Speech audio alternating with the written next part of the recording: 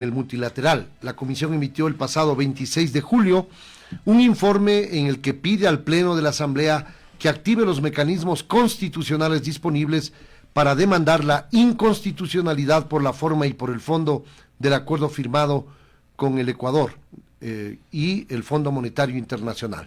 ¿Es eso posible, economista? Bienvenido, muchas gracias. ¿Es eso posible que en la Asamblea echen abajo un acuerdo que está en curso? Bienvenido, buenos días. Buenos días, ¿qué tal, Wilson?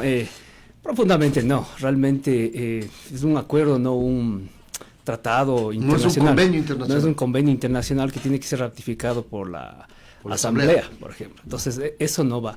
Pero entiendo de dónde viene esa idea, ¿no? Porque un acuerdo con el Fondo Monetario Internacional está implicado que hay que hacer reformas económicas, de política económica en el país, y ahí es cuando decimos, bueno, ¿por qué mejor no bloquean esas leyes si es que tienen los votos?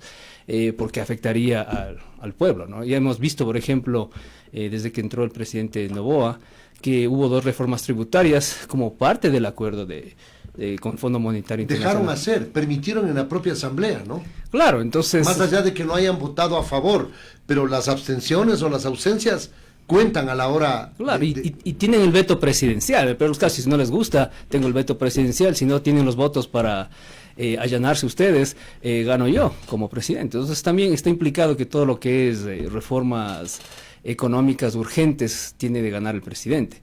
En cualquiera de los casos ganó el presidente, ¿no? Con lo del IVA también fue así, ¿no? No hubo los votos para que... Pero bueno, el IVA es un elemento deviniente del acuerdo. Muchos dicen que más allá de que se tomó antes la medida de la firma del acuerdo, de la viabilización del acuerdo, era parte de los compromisos adquiridos para lograr estos créditos que entregaron al Ecuador, ¿no? Así es. O sea, el FMI ya se puso pilas. Ellos le dicen, usted hágame la propuesta. Si a mí me parece que está bien, va, ejecute, y según eso le voy desembolsando la plata. Entonces... Antes era al revés. El Fondo Monetario imponía las medidas, ahora usted va y le propone, pero evidentemente tiene que ser acordes para que el deudor pueda pagar, evidentemente. Claro, así, o sea, entonces sabemos que lo más inteligente es que como yo soy el que pone la plata, yo pongo las condiciones de cómo pagarte, mientras vayas cumpliendo con esas reformas tributarias o fiscales de reducir el tamaño del Estado, si es posible, ¿no? O privatización, o firma de acuerdos internacionales, etcétera, etcétera. Ahora, el tema IVA, el tema de focalización de combustibles, todos esos elementos forman parte del acuerdo, porque caso contrario el Fondo Monetario puede cerrar la llave y ahí sí nos hacemos pedazos, digámoslo. Así es, o sea, desde la pandemia nos hemos endeudado con el FMI. Acuérdese que la mayoría de países que sí tenían moneda propia desde la pandemia, lo que hacían era imprimir plata, entregar al pueblo y que pase esa circunstancia. Ecuador no pudo hacer eso, entonces solo pudo recurrir al FMI, y entonces estamos haciendo todos estos arrastres de acuerdos con el FMI hasta ahora. Por ejemplo, la última realmente de esos 4.000 millones, 500 tal vez entrará para usar algo, el resto es para pagar la deuda contraída de hace 3 periodos presidenciales, ¿no? Y eso, más allá de que en la Constitución está prohibido, es decir, endeudarse para pagar deuda, no hay otro camino. No hay otro camino. No hay otro camino porque el Fondo Monetario Internacional es muy claro en decir, a mí me importa que me pagues, ¿sí? No importa cómo hagas, tú dime cómo quieres hacerlo. ¿Quieres aumentar impuestos? Si no quieres retener a las empresas, quieres cobrarle a las cooperativas, a los que ganan más, ese es tu problema. Al final yo quiero ver las cifras y según esas cifras voy desembolsando. Y ahora, la inversión social de la que se habla, la inversión en obra pública para poder generar plazas de empleo, eso, si es que no hay recursos, no hay. Así es, entonces lo que hemos visto, por ejemplo, el FMI también ya se pone pilas, ¿no? Porque se ha dado cuenta de que es muy importante también esto de guardar o salvaguardar las redes sociales, ¿no? O sea, las redes del bienestar social. Entonces dicen, ustedes también hagan reformas para darle un poco más a los más necesitados, ¿no? A través para de darle bonos, un rostro humano. Sí. Y también la anticorrupción, ¿no? Que ustedes deben pasar reformas legales sobre cómo combatir la corrupción. Entonces, el FMI también está evolucionando en sus prácticas. y por eso vemos que parte de esos paquetes es cuánto ha avanzado en todos estos temas. Se habla de una nueva reforma tributaria, que ya se viene porque es parte del compromiso. ¿Qué más puede hacer el gobierno para tratar de buscar recursos y que deba pasar por manos y por la aprobación de la Asamblea? ¿Qué se le ocurre a usted? Lo que nos viene. Lo que se viene ahora es, porque ya subí impuestos, ahorita lo que quieren es reformar deducciones para pagar más impuestos, ¿sí, no? De que usted antes podía deducir X salarios según las cargas, ahorita vamos a quitarles eso, ¿sí, no? O en el caso de empresas, de que ustedes pueden deducir en viajes o ciertos tipos de compras, van a reducir eso para que el fisco mantenga un ingreso más alto. Entonces se viene eso porque no queda más, lo estoy pensando. El resto es la parte de privatizar, pues, ¿no? Venda las empresas públicas, los campos petroleros, concesione a privadas. Pero eso no se puede, venta no, concesión a lo mejor, o alianzas público-privadas, que serían las formas para poder no y respetar la Constitución, porque áreas estratégicas está prohibido la privatización. Así es, entonces sabemos que si van a hacer carreteras, concesiones, si es que son mineras, usted tiene un contrato de 30, 50 años para sacar la minería y pagar regalías al momento. Entonces viene eso, ¿no? Que es parte de esa receta del Fondo Monetario Internacional, pero hoy en día hay que decir, yo lo estoy haciendo, usted me aprueba y les vamos desembolsando. ¿Reducir exenciones también sería otro mecanismo? Sí, eso es lo que, todas esas exenciones, si es que tenían de alguna manera escudos fiscales, ¿no? No tener que pagar. No sé si es que eso atrae a la inversión extranjera, porque siempre hablan de estos incentivos de que en 10, 15 años no les cobramos el impuesto a la renta, por ejemplo. Entonces se viene eso, ¿no?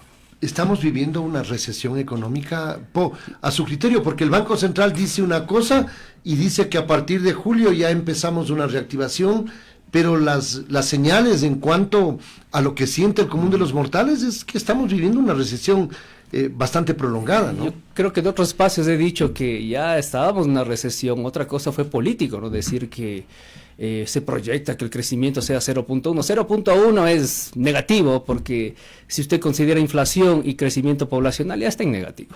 Entonces no hemos visto esa reactivación y hemos perdido ya creo que 2 años solo en elecciones, ¿no? Realmente el año pasado hubo esa consulta popular, después vino la muerte cruzada, después de elecciones. Y ya viene otro proceso. Y ahorita estamos en este proceso y por eso es que se sacan los cueros al sol, ¿no? De que ahorita yo estoy en contra del Fondo Monetario Internacional a pesar de que ellos aprobaron ciertas reformas que requería el fondo, ¿no? Ahora, ese acuerdo que lo integraban ADN, el oficialismo, Revolución Ciudadana RC5 y el Partido Social Cristiano, ya no existe prácticamente, porque ahora usted mire que ambos grupos están en contra de ADN, del propio gobierno, porque el mejor negocio en una campaña es hacer oposición, ¿no? Claro, es lo más fácil criticar, ¿no? Por eso siempre decíamos, Congreso, si usted quiere eliminar esa fuente del FMI, denos alternativas. Si usted se va a China, ¿qué quiere empeñar? Pues eso también está implicado, ¿no? ¿Qué más minerías nos queda o campos petroleros por concesionar? Entonces, ¿cuál es la alternativa si es que quieren boicotear el acuerdo con el FMI? Pero ¿qué es lo que usted prevé va a pasar ya de aquí en adelante, en atención a que el gobierno no tiene recursos? El gobierno tiene que pagar una serie de compromisos con la seguridad social, con los gobiernos autónomos descentralizados, con los proveedores del Estado, los prestadores de bienes y servicios. ¿Qué es lo que va a pasar? ¿Va a venir una crisis? Todavía no tocamos fondo, pero estamos a punto de... Sí, yo creo que estamos tocando fondo, o sea, no se ven señales de que ya tocamos fondo y estamos saliendo. Lo que se puede hacer por parches realmente es, una es pagar a los proveedores, ¿no? De servicios lo más rápido, porque eso inmediatamente tiene un efecto de reactivación económica, ya que el ingreso de uno es el gasto de otros y así circula la economía. Entonces eso es lo más rápido que puede hacer, ejecutar... inversión pública le vemos difícil, porque eso también tiene su ciclo de procesos, pero por eso en la economía siempre se trabaja desde el día 1, porque lo que se decide hoy tendrá repercusiones recién en 9 meses, 12, ¿no? Unas pocas obras que hizo el presidente Lasso creo que es Pujilí Maná, ¿Sí o no? Él lo vio que en 8 meses se completó eso, pero tomó esos 8 meses, y unas pocas obras que él a nivel, digamos, de inversión pública logró hacerlo, ¿no? Dentro de su periodo. Y ahora el actual presidente que tiene su mira en la reelección, ¿qué es lo que puede hacer? Porque si la situación sigue así, le veo difícil que vuelva la población a confiar en él. Algo debe hacer, más allá de que las cifras, de acuerdo a la ministra del Interior, en cuanto al combate a la delincuencia organizada y a la violencia, son favorables. Dice que el 19% se ha reducido en muertes violentas. ¿Qué piensa usted? ¿Qué es lo que se debe hacer si es que quiere volver a tener la confianza del pueblo? Yo creo que se reelige si es que resuelve el problema de seguridad. Pero el problema de seguridad, aparentemente, al menos a corto plazo, no es fuerza con fuerza. De alguna manera, se tiene que ver otras maneras más suaves, especialmente de inteligencia, para combatir la inseguridad. Pero si es que tiene eso, creo que la economía puede esperar, porque siempre sabemos que una de las bases para crear prosperidad económica es la seguridad, ¿no? Si es que me vacunan, no puedo invertir localmente. Si es que me siguen robando, atacando por todo lado, la inversión extranjera está ahuyentada. Y también, ¿no? Trabajar en esto de la seguridad jurídica, que es lo que nos falta desde siempre, ¿no? Reglas claras. Por ejemplo, si es que usted entró con un régimen tributario de inversión, hasta que usted se vaya de este país, se mantiene ese régimen. Cualquier gobierno que venga no topa eso. Eso sería, por ejemplo, una garantía de seguridad jurídica. Pero adicionalmente, el tema de la seguridad social, que es un problema bastante gordo. ¿Cómo lo puede enfrentar? Porque se dice que hay reservas en el IES para poder sostener, no sé si a 4, a 5, a 6 años, pero debemos pensar en las generaciones futuras. Si es que no hay cambios, no hay reformas, o con aumento de aportes, o con alguna otra medida, incremento de edad para jubilarse, o aportaciones, yo le veo el panorama bastante cuesta arriba. Es que es difícil ir a pedirle al pueblo que me dé más plata si usted no maneja bien esa organización. Vaya a ver cuántas propiedades botadas, inversiones que nunca han salido a la luz, ¿no? Edificios, terrenos que tienen botados el IES, o cómo manejan todo lo que es medicina, o los implementos que gastan millones de millones en comprar y no utilizar, o a propósito, no lo dañan para derivar y hacer sus chanchullos con las clínicas privadas. O sea, si usted quiere que el pueblo le apoye, haga bien sus cosas y tal vez consideremos decir aumente la edad, aumente la aportación, pero es difícil ir a pedirle al pueblo reformas sin que usted haga bien su trabajo, ¿no? Pero ¿cómo fondeamos entonces la caja del seguro? Es que es infondeable si es que van a seguir haciendo lo mismo. O sea, usted tiene que mostrar que desde hoy en adelante voy a arreglar la propiedad, el patrimonio de todos nosotros que aportamos al IES, y de ahí puedo hacerlo. Es como que si usted quiere cobrar multas de radares de velocidad en Quito, primero arrégleme las calles, póngame las cámaras, la señalización, y de ahí cóbreme ahí la multa, porque ahorita es tierra de nadie, pues. ¿Y algún elemento que usted considere oportunamente deba adoptar el gobierno para poder salir de la crisis y empezar la reactivación como se está mencionando? Tendría que ejecutar el presupuesto del Estado, es como de base. Ejecutar el presupuesto. Sí, porque lo mínimo que vemos, usted ya tiene toda esta plata que recibió con las reformas, pero la gente dice, ¿y dónde está la obra social? ¿Dónde veo mis impuestos en acción? Entonces, esa también es una manera de ganarse al pueblo, ¿no? Mostrando que sus impuestos están trabajando para ustedes, ¿no? Todo lo que se cobra, todo este sacrificio de que el costo de la vida es más alta, del 12 al 15% que subió, se va a reflejar en lo que ustedes prometieron, pues mejor seguridad, mayor empleo, etcétera, etcétera. Ahora, la obra pública es uno de los eventos que puede provocar una reactivación, pero por allí no creo que tenga posibilidades el gobierno de activar, porque no hay recursos, y si es que no viene inversión desde el exterior, empresa privada, interna inclusive, no va a haber una reactivación, porque esa actividad genera puestos de empleo. ¿Cómo miramos? ¿De dónde saca el gobierno para poder incentivar esa reactivación de la obra pública? Pero si es que usted no tiene plata, lo que tiene es su palabra, y aquí es ya mostrar esa confianza, ¿no? de ganarse la confianza de que yo he cumplido todo lo que he dicho. Si usted quiere la concesión, se la vamos a dar en las condiciones claras que estipulamos para ese tipo de inversiones. Y es eso, ¿no? Usted puede cumplir su palabra. Acuérdese que estamos en un gobierno de transición, entonces estos gobiernos no pueden hacer mucha promesa a inversores extranjeros o locales. Si usted gane la elección ya lo haremos. Por eso es que hemos vivido 2 años de incertidumbre y esa recesión realmente viene desde, yo diría, desde el último año de Lasso, ¿no? Del presidente Lasso, hasta ahora. El tema minero es una panacea porque el petróleo se nos está acabando y con la salida del bloque del ITT, del Yasuní ITT, va a mermar mucho más los recursos en cuanto al ingreso que tiene el erario nacional. Pero la minería podría ser la alternativa. Ahora mismo se advierte que hay una serie de proyectos que podrían a futuro entregarnos recursos.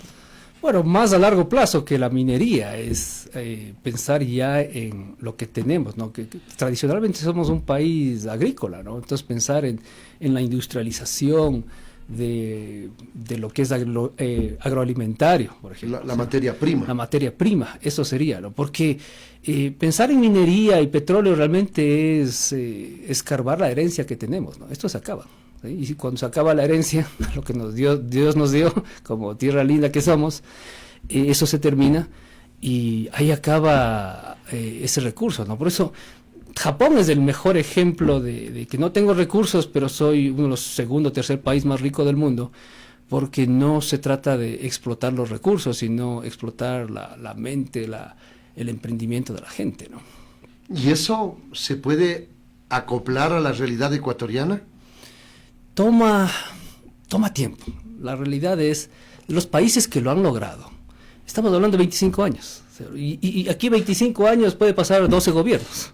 Entonces, el problema ha sido también la falta de institucionalización, ¿no? De que quién se queda realmente a tomar los procesos que son de largo plazo, de 20, 25 años. ¿Sí? Usted no puede ser textilero y luego ser Samsung Electronics.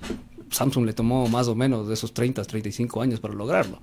Entonces, tiene un proceso que tiene que estar institucionalizado. Tenemos que tener una burocracia dedicada a trabajar con el sector productivo, pero trabajar en el sentido de que doy incentivos y también castigos. Usted no cumple lo que yo quiero, también le caigo también, ¿no? Le quito todos los incentivos y le doy a su competencia que sí quiere cumplir. Pero, por ejemplo, el Ecuador puede adoptar algunos parámetros cuando tenemos aquí cada 4 años una elección para presidente de la República. Si es que no hay un periodo de estabilidad, incluso en medio de estos periodos de 4 años, difícilmente vamos a lograr esa estabilidad que necesitamos para poder tener un relanzamiento económico.